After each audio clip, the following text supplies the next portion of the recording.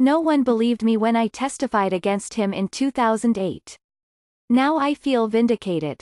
Last week, Chicago authorities charged the singer R. Kelly with 10 counts of aggravated criminal sexual abuse and set his bond at $1 million.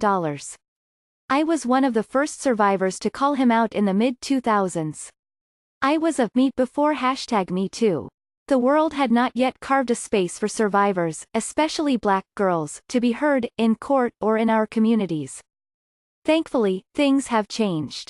I was 5 months pregnant in June 2008, but that doesn't explain why I was so sick to my stomach. I steeled myself as I walked with the prosecutors down a dingy corridor toward a courtroom to testify against Rob, as I called him. Someone pushed a long, rickety cart filled with case files. Throngs of people lined the hallway. Reporters were everywhere. I looked up and saw one of Rob's main handlers staring me down. He was on his phone. I knew it was a scare tactic, but it worked. Even with a security detail around me, I was terrified. Still, I grabbed my belly and kept walking. "Liar," a woman yelled. I was the main witness to testify against Rob in the infamous child pornography case.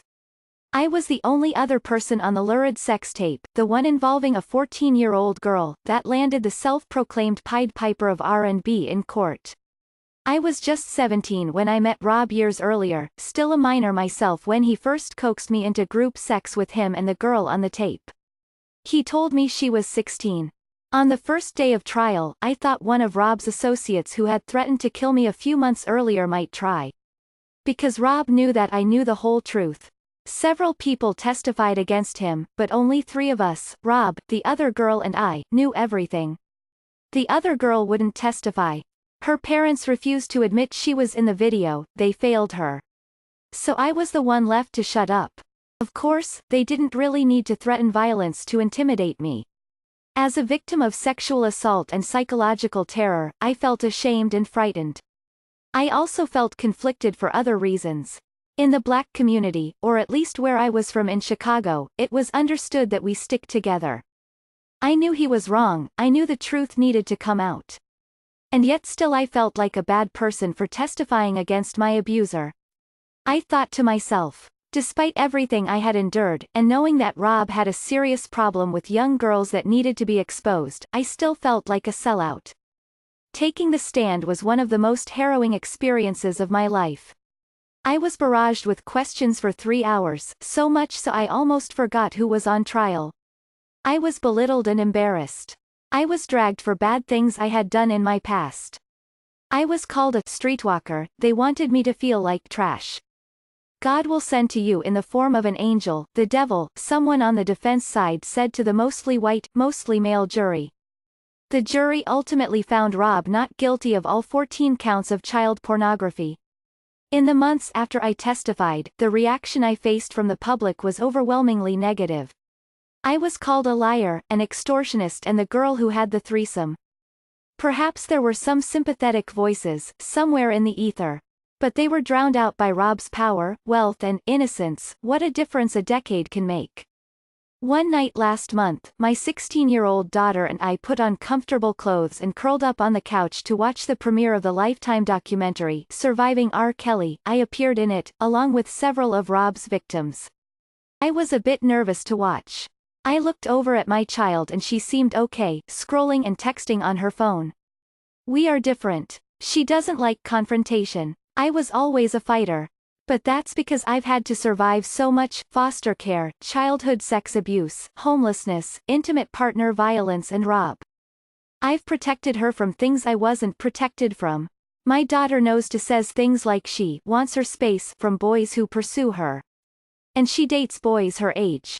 When I was 17, Rob was in his 30s. I was always looking for love, my daughter loves herself. This is what time has done. May our daughters never know men like Rob Kelly. The documentary was intense from the start. At first, I felt myself watching from a distance. But once I settled back into reality, in my home surrounded by people who love me, I finally allowed myself to feel vindicated. All of the victims were echoing one another. I was no longer alone on a deserted island. Finally, I felt believed. I think the survivors spoke out because we knew we have to talk about painful things like sexual abuse and incest in Black America. Over time, I've come to believe that it is not a betrayal to tell the truth about our abusers, even if they are black men. I didn't think the response would be this big.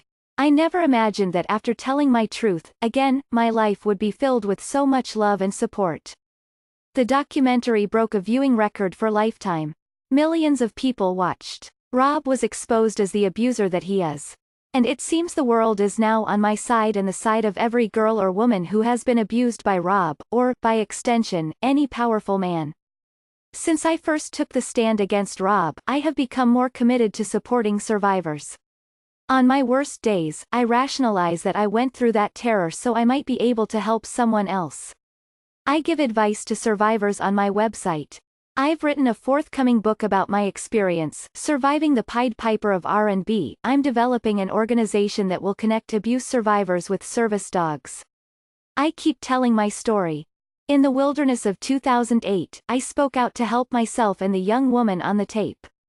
A decade later I spoke out in Surviving R. Kelly to help anyone who has been affected by abuse. But neither when I was a broken teenager susceptible to a wily predator, nor when I was a young woman who found the courage to tell the truth to a jury, could I have known this season of vindication would come. Not for a young, struggling, black girl victim like me.